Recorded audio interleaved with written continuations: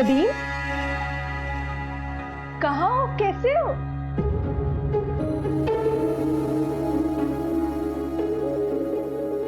आपको कोई गलतफहमी हुई?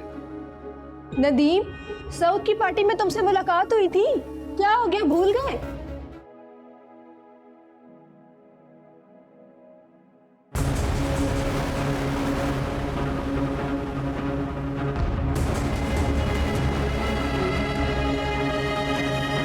मगर अब हमें लगता है कि आपको इस कमरे से चले जाना चाहिए। हमारे सब्र का पैमाना इससे पहले कि लबरेज हो जाए।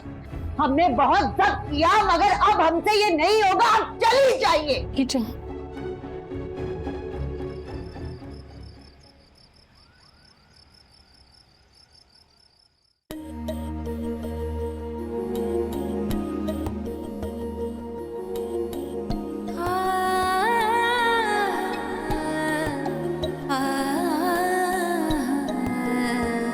बात जो खुद से छुपानी थी, बताते कैसे।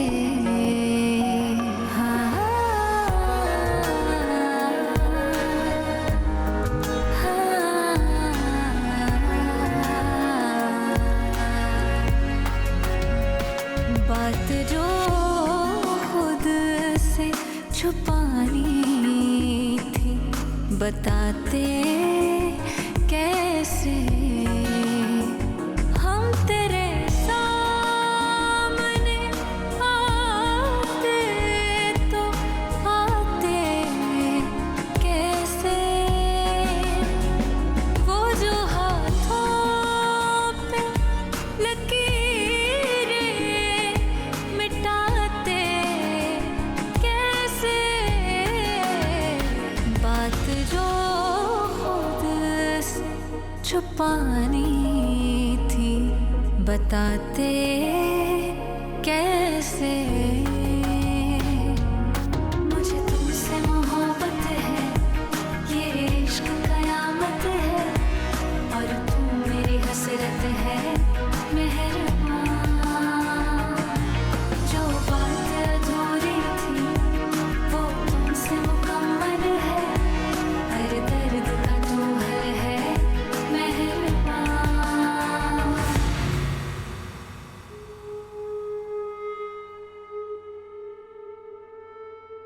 किसके ख्यालों में गुम हो रूहानी बानो? तुम्हारे बारे में ही सोची थी मैं।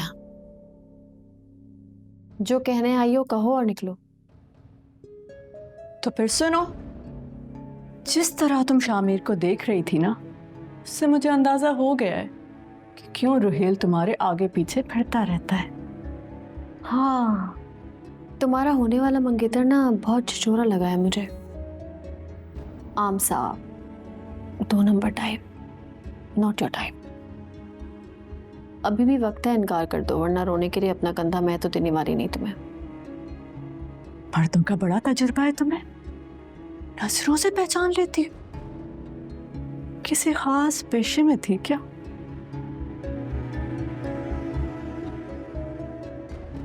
कुछ लोगों का शजरा ना उनके माथे पे लिखा होता है, लेकिन तुम्हें नजर नहीं आएगा। प्यार में अंधी हो ना अभी। तुम अपनी फितरत से बाज नहीं आओगी, तुम्हारा कुछ करना ही पड़ेगा। किया तो था तुमने, मुझे डराने की नाकाम कोशिश। बड़ी सीधी हो यार तुम, इस तरह तो बच्चों को भी नहीं डराया जाता। बाय द वे, तुम्हारी इत्तला के लिए अर्ज है, मेरा पुराना वाला नंबर ऑन हो गया है। ओ, कहाँ जा रही हो?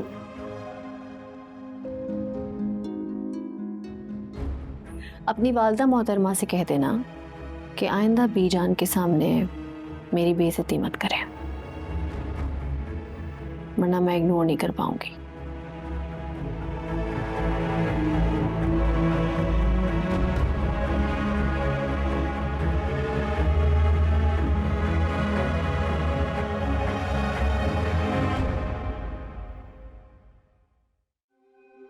चाय किसने बनाई? रूही बाजी ने बनाई है। कहाँ पर हमें? वो किचन में है। जब दी में बुलाइए। ठीक है साहब जी। Thank you.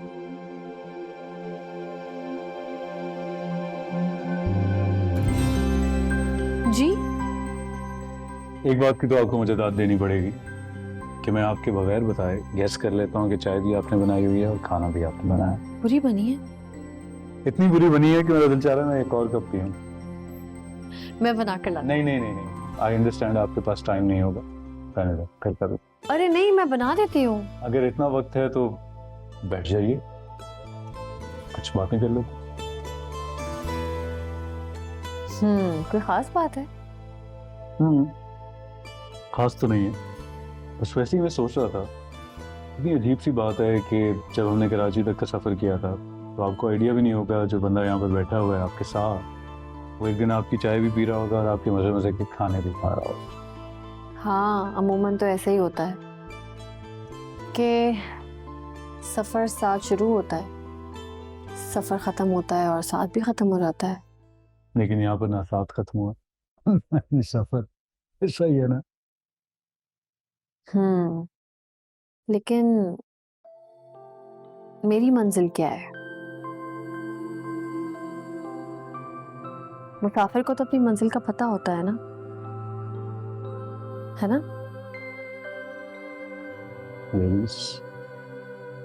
शायद मेरी मंजिल वक्त ही डिसाइड करेगी। ओ, वक्त बहुत कम है, मिलते हैं। Okay, thank you so much, हाफिज़। बाय।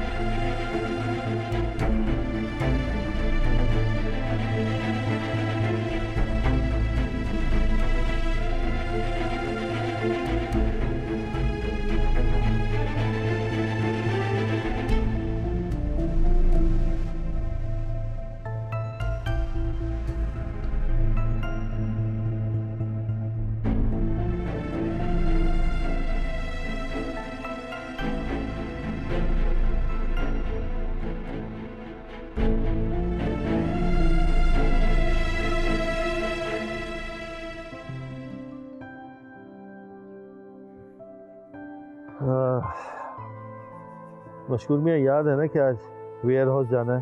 जी जी याद है याद है। तो दुआ करें कि रूही ने खाना बनाया हुआ खाना खा के ही जाएंगे। रूही दिन में स्कूल जाती है, भूल जाते हैं आप। हाँ, तो वाकई मुझे याद नहीं था। उसने भी अपना एक स्केड्यूल बना लिया, बिजी हो गई। अच्छी बात। क्या अच्छी बात है? यही कि काम से लग गई है। और जो लोग इसके पीछे लग गए हैं, ये बात आपको बॉदर नहीं करती? अच्छी काबिलियत से जलते हैं, जो काबिल नहीं है वही जलेंगे। और जो काबिल हैं और रूही से नहीं जलते, वो भी तो पूछते होंगे कि रूही कौन है। कोई ना कोई जवाब तो देना पड़ेगा ना उनको।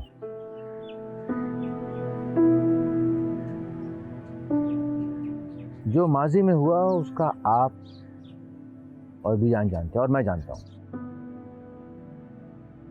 लेकिन बाकी लोग तो ये समझते हैं कि रूही बीजान के रिश्तेदार है जो लाहौर से आई है। आखिर कब तक? मेरी बात अभी खत्म नहीं है। Let me explain. लोगों के जहनों में सवालों को पनपने ना दें। आगाही की गैर मौजूदगी में लोग अपने जवाब खुद ढूंढ लेते हैं, and I don't blame them. वक्त आ गया, एक बार सबको बिठाएं और समझा दें, बता दें सबको। मैं बता देता मुझको, बता देता हूँ, लेकिन शायद मुझे इतनी हिम्मत नहीं। उसके बच्चों को ये मालूम नहीं है कि उसकी माँ की पहली शादी हुई थी और उसकी एक औलाद थी जिसका नाम रूही था। हाँ, वो रूही मर चुकी है मेरा भैया, वो रूही मर चुकी है। ये रूही वो नहीं है। ये बात आपको समझानी पड़ेगी बीजान। समझती तो नहीं है ना मशहूर वो, नहीं समझती हो। और मुझे ये समझ नहीं आती कि इतनी निडर और हिम्मत वाली औरत इस बात को सुनने और समझने के लिए क्यों तैयार नहीं है, क्यों घबराती है। मैं ये बात शायद रोहिल से कह भी देता, लेकिन नहीं, मैं रोहिल को जानता हूँ। इतना तो मुझे भरोसा है कि वो इस बात को समझ जाएगा। शायद तुम ठीक कहते हो मुश्किल, बिल्कुल ठीक कहते हो। मुझमें हिम्मत नहीं है यार। हालात और वाकयात में शायद मुझे कमजोर कर दिया। अब जिंदगी की इन तमाम बातों को समझने के लिए मुझमें हिम्मत नहीं है। हिम्मत पैदा करें, बीजान को समझाएं।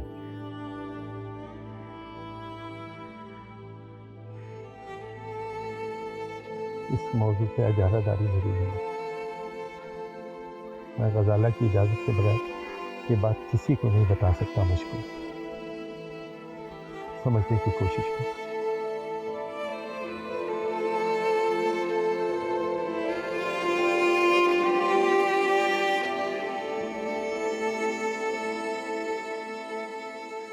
तो न्यूज़ ये है कि मैंने तुम्हारी एक अच्छी सी तस्वीर अपनी बहन को भेजी और उनको तुम बहुत ज़्यादा पसंद आ गई हो। अब मैंने उनसे कहा कि आप आ जाएं समर वेकेशंस में तो हम लोग एंगेजमेंट कर लेते हैं, लेकिन वो कह रही है नहीं, डायरेक्ट निकाह होगा, क्योंकि वो बार बार नहीं आ सकती। वालिदैन अपनी औलाद के लिए मान जाते हैं, प्यार करते हैं ना बहुत, जिसे मेरी माँ मान गई थी और समझाया था उन्होंने मुझे। लेकिन आंखों पे पता नहीं कौन सी पट्टी बंधी हुई होती है।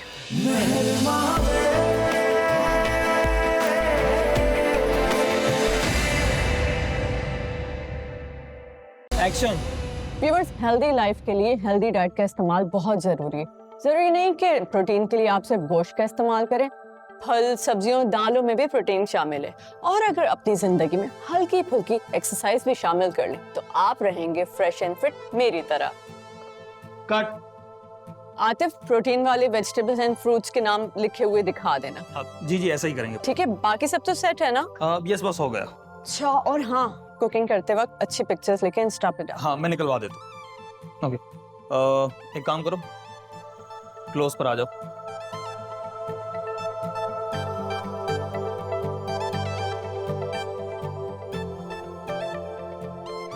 Hello handsome. हाय ब्यूटीफुल।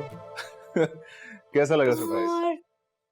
तुम्हारे सरप्राइजेस बहुत रोमांटिक होते हैं सच में। अभी स्टूडियो से फ्री होकर घर जा रही थी, सोचा घर जाके बोर ही होना है। Glad you are here. इसीलिए खादिम हाजिर हो गया। क्या बात है खादिम की। तो न्यूज़ ये है कि मैंने तुम्हारी एक अच्छी सी तस्वीर अपनी बहन को भेजी और उनको तुम बहुत ज़्यादा पसंद आ गई हो। अब मैंने उनसे कहा कि आप आ जाएं समर वेकेशंस में तो हम लोग एंगेजमेंट कर लेते हैं, लेकिन वो कह रही है नहीं, डायरेक्ट निकाह होगा, क्योंकि वो बार बार नहीं आ सकती। क्या मतलब मेरी शादी का फैसला मुझसे पूछे बगैर किया जा रहा है? मेरी शर्तें तो याद है ना? मुझे लग रहा है कि तुम्हारी शर्तें ना साइड पे रह जाएंगी, क्योंकि तुम्हारे घर वालों को मैं अच्छा खासा पसंद आ गया हूँ, खास तौर पे तुम्हारी अम्मी को। वो जब भी मुझसे मिलती हैं बहुत खुश हो जाती हैं। काफी कॉन्फिडेंट लग रहे हो। क्यों ना हो? तुम्हारी आंखों में जो दिख रहा है वो सच है ना? कहीं ना कहीं हम दोनों ही झूठे हैं। मजाक कर रही हो क्या? तुम हंसते हुए बहुत खूबसूरत लगती हो।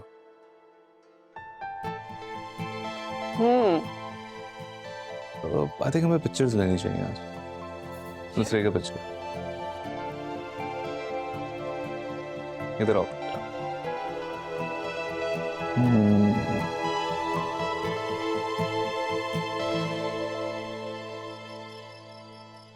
अल्लाह का शुक्र है मुझे अपने फैसले पर कोई नदामत नहीं है।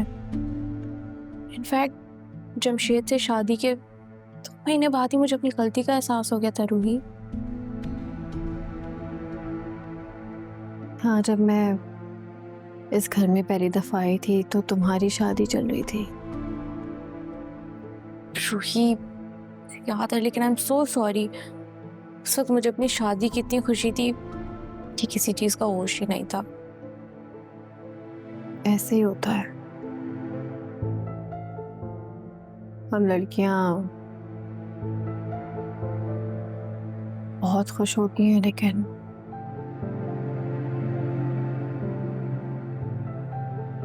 बाद में बहुत पछताती हैं। सब नहीं, हाँ, लेकिन अक्सर मोहब्बत की शादियों का बुरा ही अंजाम देखा है। उस वक्त तो ये होता है कि बस जल्दी से घर वालों को मना लो।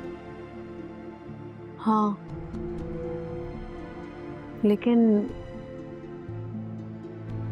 वालिदैन अपनी औलाद के लिए मान जाते हैं, प्यार करते हैं ना बहुत, जिसे मेरी माँ मान गई थी और समझाया था उन्होंने मुझे, लेकिन आंखों पे पता नहीं कौन सी पट्टी बंधी हुई होती है।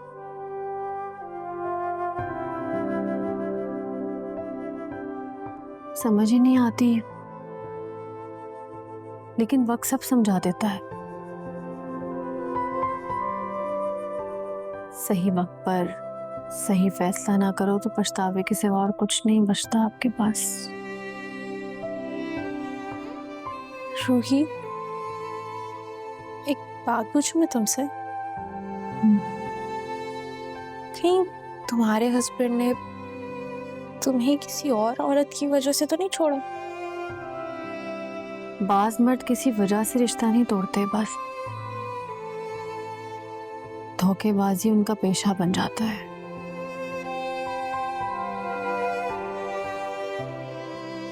औरत या तो उनके लिए वक्त गुजारने का सामान बन के रह जाती है या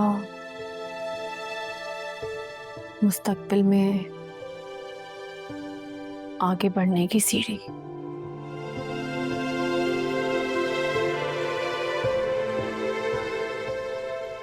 बिल्कुल सही कहा तुमने रूही। मेरे केस में भी कुछ ऐसा ही था। पहले दिन से जमशेद को मुझसे ज्यादा मेरे घर वालों की दौलत से गर्ज था, और घर वाले तो अपनी औलाद की खुशी के लिए सब कुछ करने के गुजरते हैं। बस उसने यही कमजोरी पकड़ ली थी।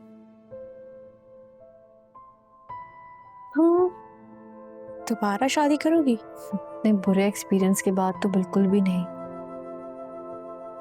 अब तो हिरा ही मेरा मुस्तकबिल है और मेरी जॉब और फिर प्यारी सी बीजान, ये घर, तुम, मुझे और कुछ नहीं चाहिए। मैं खुश हूँ। सेम है रूही। तुम्हें पता है, मैं चाहती हूँ कि पहले मैं मास्टर्स कर लूँ, फिर अपना अच्छा सा एक क्लोथिंग ब्रांड खोल लूँ। हमारे ना खानदान में बिजनेस है, बस मेरे सर पे मोहब्बत का भूत सवार हो गया, वरना मेरा अभी अच्छा खासा बिजनेस सेटअप। अभी भी कोई देर नहीं हुई है शम्मू, तुम सब कर लोगी। I trust you. अच्छा चलो, बीजान की दवाई का टाइम हो गया, उनके पास चलते हैं। रूही यार, तुम्हें सब याद रहता है। क्योंकि वो मेरी भी तो माँ है ना।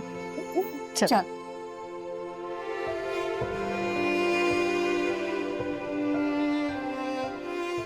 ठीक है। Yeah, I can see that. Can I call you back? हाँ, ठीक है, I'll do that. Thanks. जी, वो भाई सीईओ, प्लीज शामिर से एक मीटिंग रख लो। वो मुझे कई बार कह चुका है। क्या मुझसे मीटिंग क्यों? तुम्हें पता है हम गाड़ियों में डील नहीं करते हैं। गाड़ियों के बारे में बात नहीं करनी, मैन्युफैक्चरिंग प्लांट्स के इंपोर्ट के बारे में बात करनी है। अच्छा, हाँ ना, जब घर आया था तो अब्बू को भी उसने प्लांट्स के बारे में बताया, उन्हें आइडिया बहुत अच्छा लगा। समनीन, आइडिया तो अच्छा है, लेकिन देखो ना, हम ये सब काम करते हैं, ये सब इतना आसान नहीं है। It's very difficult. और फिर प्लांट्स की इंपोर्ट में तुम्हें पता है मिनिस्ट्री भी इन्वॉल्व हो जाती है, चेंबर ऑफ कॉमर्स भी है, बहुत मुश्किल काम है यार। इसीलिए तो वो तुमसे मिलना चाहता है। प्लीज रोहिल, समझो ना, तुम गाइड करोगे तो उसका काम आसान हो जाएगा। ओके, नेक्स्ट वीक बुला लेना लंच पे, मिल लेते हैं। Thank you mister CEO. लेकिन एक बात याद रखना, अगर डील कंपनी की फेवर में हुई तो फिर ही बात आगे जाएगी। अगर डील या बंदा समझ में ना आया तो प्लीज़ पर्सनली मत लेना इस बात को। हाँ, मगर तुम्हें भी समझना होगा कि हो सकता है, पॉसिबल हो वो मेरा फ्यूचर हस्बैंड हो, तो तुम्हें कुछ तो फेवर करना होगा ना। जमशेद को दिया था ना फेवर, उसका नतीजा देखा तुमने। सिर्फ वजह ये थी कि वो मेरा बहनोई है। तुम जमशेद को शामिर से कंपेयर कर रहे हो, मेरे साथ जाते कह रहे हो इस तरह। मतलब शामिर एक कारोबारी बंदा है, उसकी ठीक ठाक रेपुटेशन है। जमशेद, I'm सॉरी मगर ये बात मुझे तुम्हारी अच्छी नहीं लगी। शमरीन, ये बात मुझे अब्बा और चचा जान ने सिखाई है कि बिजनेस दिमाग से किया जाता है, दिल से नहीं। रिश्तेदारियां निभानी मुझे भी आती हैं लेकिन कारोबार में नहीं। और दूसरी बात ये सब कुछ सिर्फ मेरा तो नहीं है ना, मुझे उनको अकाउंटेबल होना पड़ता है। इतनी सी बात पे इतना बड़ा लेक्चर सुना दिया। हम ही ठीक कहती हैं, मुझ में और शम्मो में काफी फर्क है।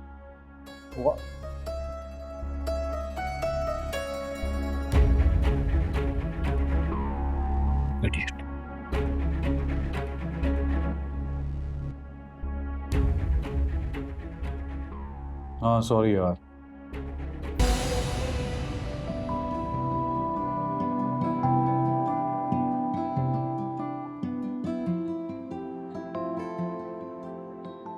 मशकूर मियाँ, मशकूर मियाँ।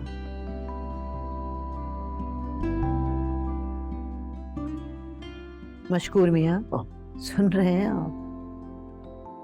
माफ कीजिएगा, ये चीजें आदतें खराब कर देती हैं। मियाँ, ये आदतें तो जवानी की यादगार हो गई हैं, वरना बुढ़ापे में तो सिर्फ आदतों की वर्जिश रह जाती है। फकत आदतों की वर्जिश है, रूह शामिल नहीं शिकायत में। जॉन एलिया, देखिए बाज़ौक़ लोग होना घर में तो वाकई दिल लगता है घर में। अम्मी अब्बा अदब के शौकीन थे, तो हमें भी विरासत में तहजीब और किताबें ही मिल पाई।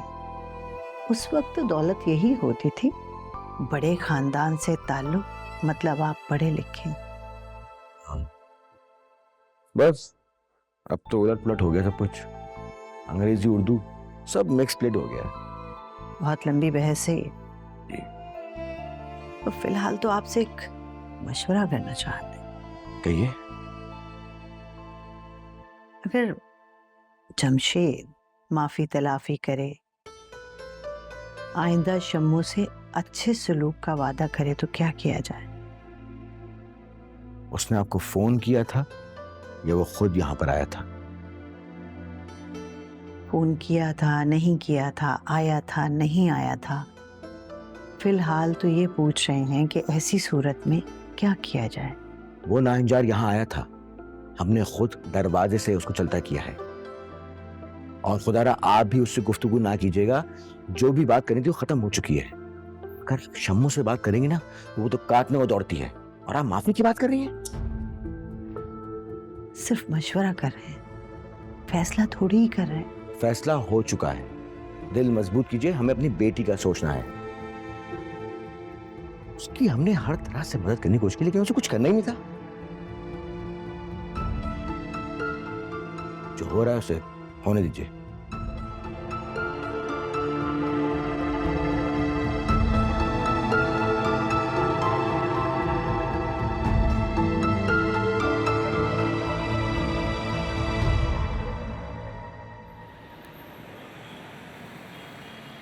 हाँ, डिफेंस में ही है, शायद फेज 4 में। ग्राउंड के साथ है ना बॉस? समझ गया, एक आंटी चलाती हैं ये स्कूल। हाँ वही, मुझे इस स्कूल की एक एक डिटेल चाहिए। मालिक, टीचर्स, फोन नंबर्स, कितने बच्चे पढ़ते हैं, क्या स्टैंडर्ड है स्कूल का, एवरीथिंग। बॉस 2 से 3 दिन दे दो, सारी कुंडली निकाल दूंगा। बॉस क्या कब्जा करना है क्या? नहीं, एक पुराना हिसाब निकला, वो ये बराबर कर। ओके बॉस, समझो, हो गया। ठीक है, मैं तेरे फ़ोन का इंतज़ार करूँ। ओके बॉस, बेगम हो जाओ। ओके।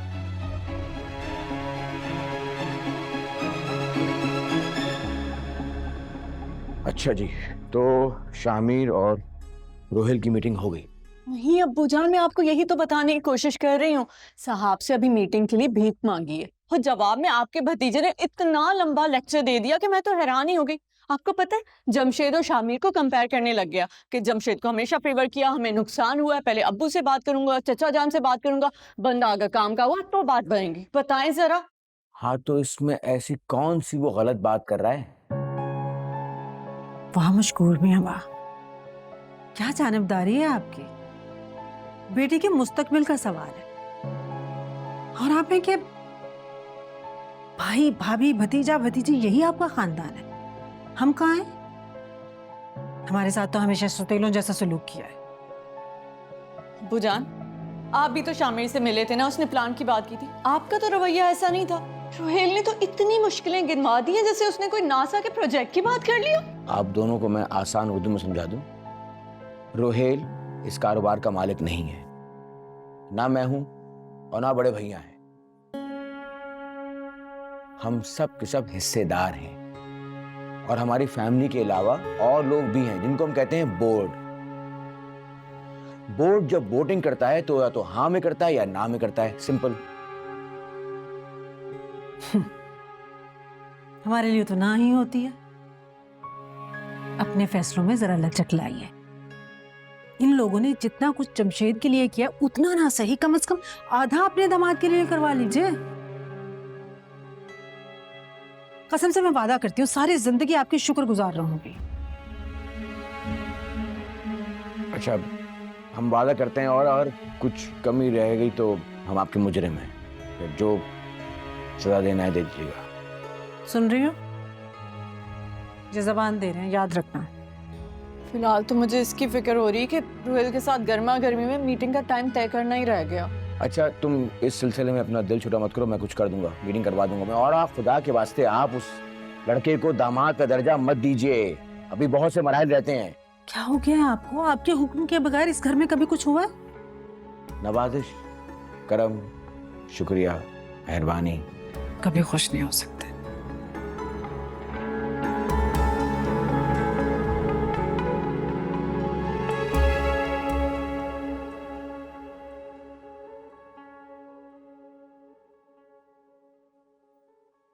आप मियाँ मुझे कह देती मैं आ जाता। अरे बेटा, बस दिल चाह रहा था तो आ गए आपके पास ऐसे ही। वैसे मैं आने ही वाला था। अच्छा, दवाएं वगैरह तो हमें ठीक रखती हैं, लेकिन आप लोगों की फिक्र हमें बहुत बेचैन रखती है। नहीं, सारी जिंदगी आपने हमारा ख्याल रखा है। आपका आराम का वक्त है। आराम कहाँ, बस ये शम्मू का मामला एक तरफ हो जाए तो कुछ सुकून हो। और ये रमशा भी तो कुछ पता ही नहीं चलता, फोन करो तो कॉल आंसर नहीं करती। अजीब लड़की है। उस अजीब लड़की का क्या बताऊं आपको। अब मैं हफ्तों कांटेक्ट नहीं होता, अब तो लगता है कि हमारा कोई ताल्लुक ही नहीं। हाँ, तो इसमें आपका भी उतना ही कसूर है जितना कि रमशा का है। अम्मी, मेरी जिंदगी का मकसद तो सिर्फ रमशा ही है ना। मैंने उसकी हर ख्वाहिश को उसके मुस्तकबिल के साथ जोड़ के देखा। उसने कहा पहले अस्पताल बनेगा, उसके बाद शादी होगी। आई वाज लाइक फेयर, ठीक है, जैसा तुम तो। अब वो अस्पताल कब बनेगा और शादी कब होगी ये भी उसकी मर्जी पे छोड़ दिया। अम्मी, ये है मेरा असल कुछ। हाँ तो बेटा देखो, मकसद तो उसका नेक ही था ना। अब अगर ताखिर हो गई, उसके वालिद की तबीयत खराब, सब कुछ अपनी मर्जी से नहीं होता बेटा। तो अम्मी, मैंने उसकी मजबूरी को समझा ना, वक्त दिया उसे। मेरा उस पे एतमाद अभी तक वैसा है जैसे पहले दिन था, लेकिन उसने ऐसा कुछ नहीं किया। उसने मुझे बेवफा और पता नहीं क्या क्या बना दिया। आपको लगता है मैं ऐसा हूं? बताएं। बेटा, आप हमारी औलाद हैं, हम आपके मिजाज को बहुत अच्छी तरह से समझते हैं, लेकिन एक औरत जब अपने मर्द का झुकाव किसी और औरत की तरफ महसूस करती है तो उसका रद्द अमल बिल्कुल ऐसा ही होता है जैसे रमशा का था।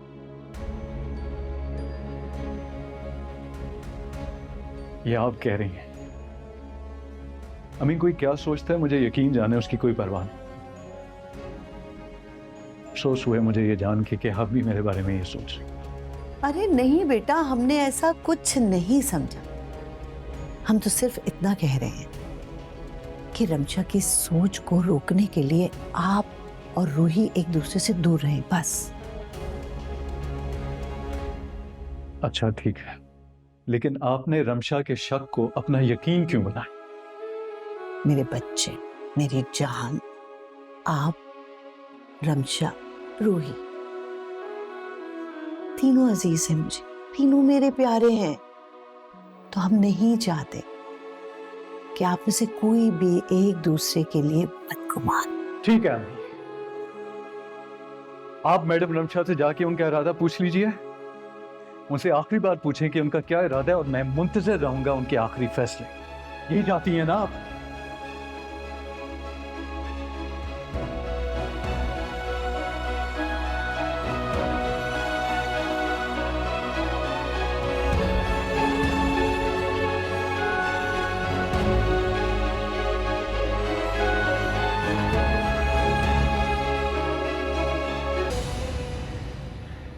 मैं मशकूर मियाँ, इतना मत सोच।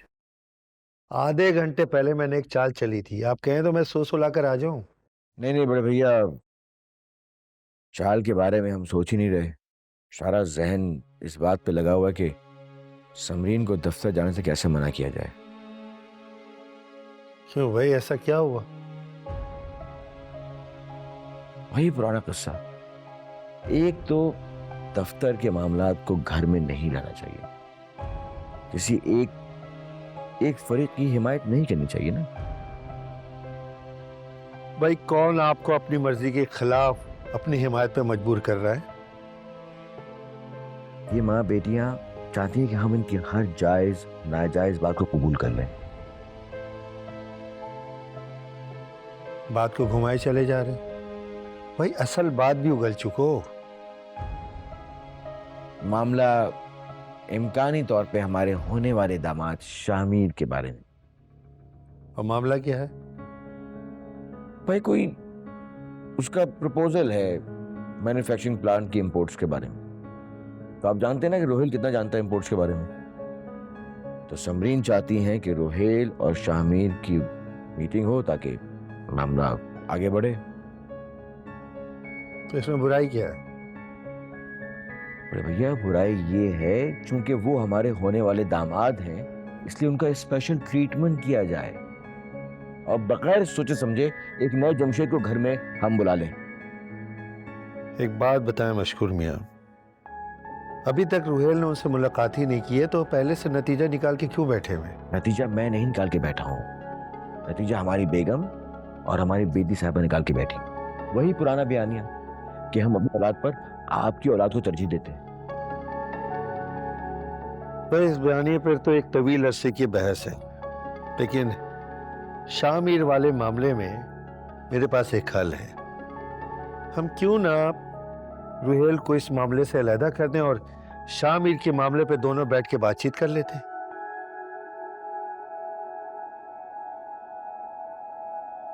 वाह, सलूट है आपकी दूरअंदेशी पे। चलिए इस खुशी में ये बाजी आपकी।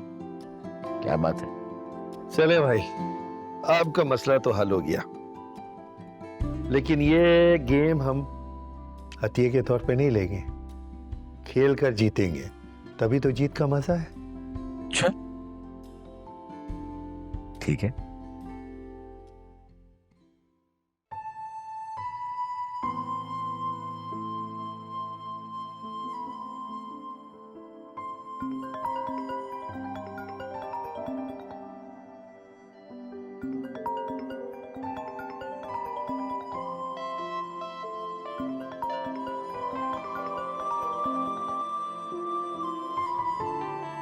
हेलो, अस्सलाम वालेकुम।